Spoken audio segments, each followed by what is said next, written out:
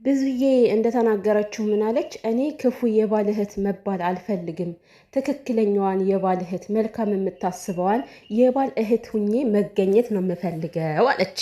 አሁን ደግሞ ያንን አንደበቷን እጥፍ ጥፍ አድርጋ ለሩታ ክፉ ሆና ተነሳች። ክፉ የባል እህት ሆነሻል። በዚህ አጋጣሚ ካልታወቀሽ ያንቺ ባህሪ መቀየር እኛ እንነግርሻለን። ምንም ችግር የለውም ደግሞ ለመናገር።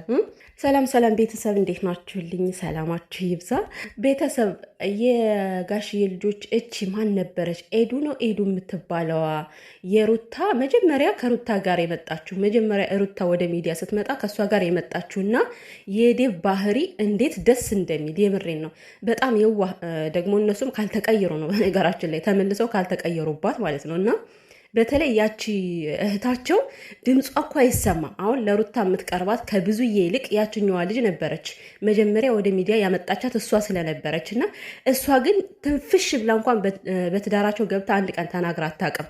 እች ብዙዬ ተብዬዋ ግን ከዛም ከዚህም ጥውልቅ ጥውልቅ ትላለች፣ ልክ እንደርጎ ዝንብ ማለት ነው። ሩታን ያመጣቻት ወደ ሚዲያ እሷ እንኳን አርፋ ተቀምጣ ምን አለበት ከእሷ እንኳን ብትማሪ አርፈሽ ብትቀመጭ። የምሬን ነው። አንድ ቃላት በተናገርሻት ነው ይሄው ሚዲያ ላይ እየቀለልሻለሽው። እና ዴቭ ራሱ በጣም የሚለይ ሰው ነው። የምር ባህሪው ካልተቀየረ በጣም መልካም ሰው ነው። እንግዲህ እነሱን ለማስታረቅ ሩታና አብርሽ በአንድ ላይ ባይሆኑም እንኳን እነሱ ቤተሰባዊነት እንዲኖራቸው በመካከላቸው ቤተሰብና ቤተሰብ እንዳይጣላ ማለት ያው እንግዲህ ተዋልደዋል። በመካከላቸው ዘር የሚባል ነገር አለ። ቤተሰቦቹም ያንን ልጅ እንዲያዩ ያንን ነገር ነበር የፈለገው እሱ። እንግዲህ ሮቤል አልፈልግም ብሏል። ሮቤል ከነሱ ምንም አይነት መድረስ አያስፈልግም ብሏል። በእኔ በኩል ሮቤል ልክ ነው። ግን ሮቤል የሚባል ልጅ ትዕግስት ምናምን ነገር የሚባል ነገር አልፈጠረበትም። አንዳንዴ ግን ለሩታ የሚቆምላት ነገር እኔ ደስ ነው የሚለኝ። የምሬን ነው የምላችሁ፣ በጣም ነው ደስ የሚለኝ። መቆምም ስላለበት ነው። እንደው በሁሉም ቦታ እንደ ጨው መግባት ቢያቆም ኑሮ ጥሩ ነበር። ግን አንዳንዴ የሚያደርጋቸው ነገሮች አሪፍ ነው። በቃ ለሩታ እንግዲህ ብዙዬ ወደዛና ወደዚህ አትሸራከች። ያደረግሽው ነገር ሚዲያ ላይ ታይቶልሻል እኮ። ሲጀመር መቼ ነው አንቺ የገሰጥሻት?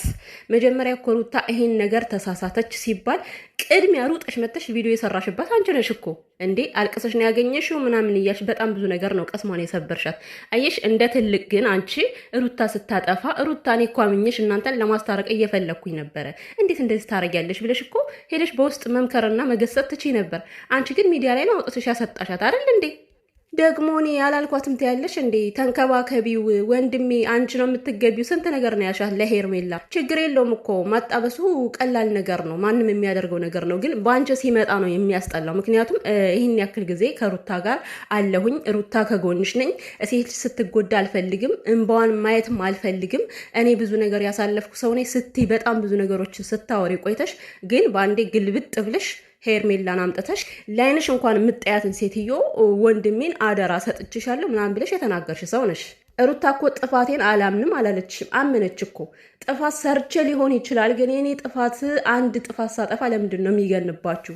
እሱ 100,000 ጥፋት ሲያጠፋ ለምንድን ነው የእሱ ማይታያችሁ ብላለች። እውነቷን ነው። ሲጀመር እስከዛሬ ድረስ አብርሽን ገስጨዋለሁ፣ አብርሽን ተቆጥቸዋለሁ የምትይው እኮ ያቆጣጥሽ ራሱ ማለት ነው የፍቅር ነው የሚመስለው። እውነት ለመናገር እንደ ሩታ እንኳን አንድ ቀን አልጮሽበትም። ሩታን ባለፈው ከወንድምሽ ጋር መተሽ እንዴትና እንዴት ነው የገለማመጥሻት? እንዴትና እንዴት ነው የጮሽባት? መጮ ችግር የለውም እኮ ያው እህቴ ናት ብለሽ ካሰብሽ መቆጣትም ችግር የለውም፣ መገሰጽም ችግር የለውም። ግን ለአብርሽ የምሰጩ የነበረውና ለሩታ የምሰጩ የነበረው በጣም የተለያየ ነው። አብርሽ እንደዛ እየሆነ ሚዲያ ላይ አራስ ሚስቱን ጥሎ እርጉዝ ሚስቱን ጥሎ እንደፈለገ ሲፈነጭ፣ አንቺ ግን ወተሽ የምታወሪው ነገር እንደዚህ ወንድሜ እንደዚህ አለ። በቃ እንዴት ነው? እውነቷን ነው። የፌዝ ነገር ነው የሚመስለው። በትክክል ቪዲዮሽን ማንም ሰው ገብቶ ማየት ይችላል እኮ። እየመጣ ሲያላግጥብሽ እየመጣ እየሳቀ ምናምን ነገር ምክርሽን እንኳን በስነ ስርዓቱ የማይሰማ ሰው ነበር። ስለዚህ ገስጫዋለሁ ምናምን ብለሽ እንዳታወሪ። ኧረ መቅለል ብዙዬ ልክ ናት የምትሉ ምኑ ጋር ነው ልክ የሆነችው እንዴ? ከዚህ ጋር ባለ ልጅ የወለደችን ሴት ቁጭ አድርጋ ለሌላ ሴት ማጣበስ ነው ጥሩነቷ? ሮቤልን ትዕግስት ያልፈጠረበት እንላለን እንጂ እሷ የትኛው ትዕግስቷ ነው? ከአንዳንድ እኮ ነው በአንድ እኮ ነው አምጥታ ሄርሜላን። ያሳፍራል። የምሬን ነው። ብዙዬ ታሳፍሪያለሽ። ይሄ ከአንቺ የማይጠበቅ ነገር ነው።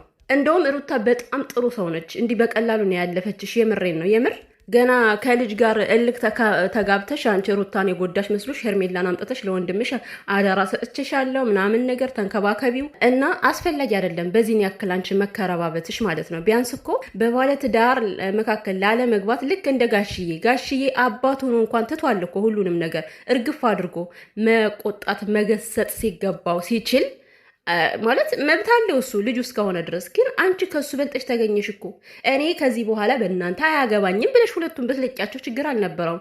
ግን በቃ ገባሽበት፣ አሽቃበጥሽ በጣም።